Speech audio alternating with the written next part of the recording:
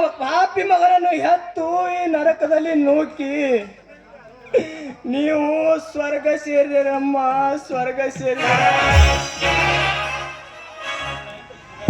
ನಾನು ಯಾವ ನನಗೆ ಈ ಶಿಕ್ಷೆ ಹೇಳಮ್ಮ.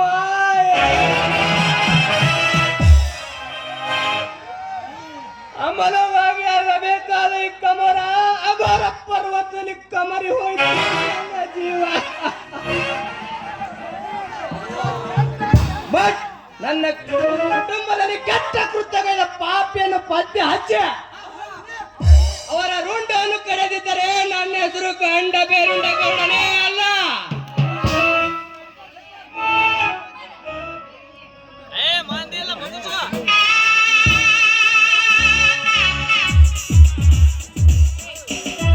ಯಾರೇನು ಸ್ವಲ್ಪ ದಾರಿ ಬಿಟ್ಟು ನಿಂತ್ಕೋ.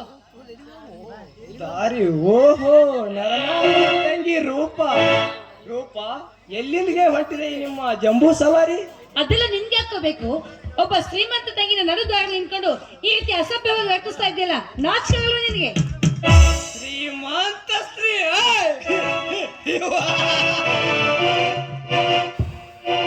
ರೂಪ, ಹೇಳ್ತೀನಿ ಕೇಳು ನಿನ್ನ ಶ್ರೀಮಂತರ ಸ್ತ್ರೀಯರ ಇತಿಹಾಸದ ಪುಟವನ್ನು.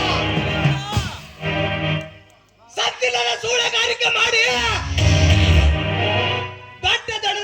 ದೊಡ್ಡ ದೊಡ್ಡ ದಣಿಗಳಿಗೆ ಸೆರಗು ಹಾಸಿ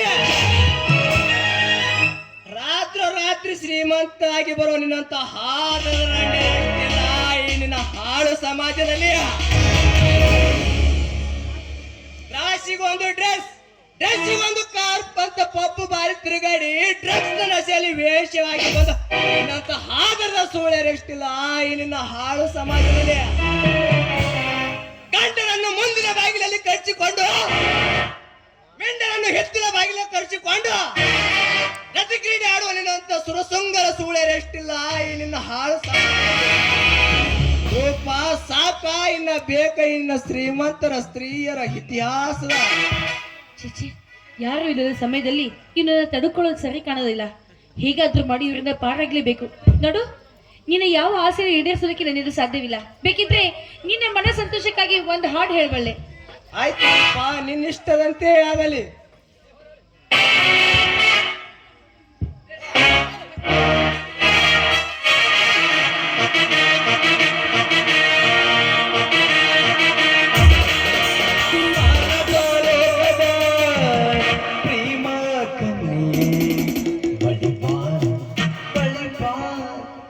ಸೊಗಸನು ನೀನು ಬಾ,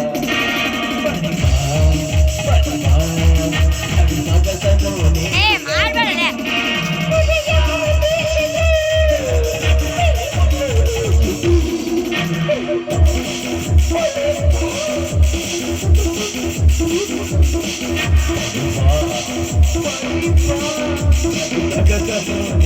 ಬಾ.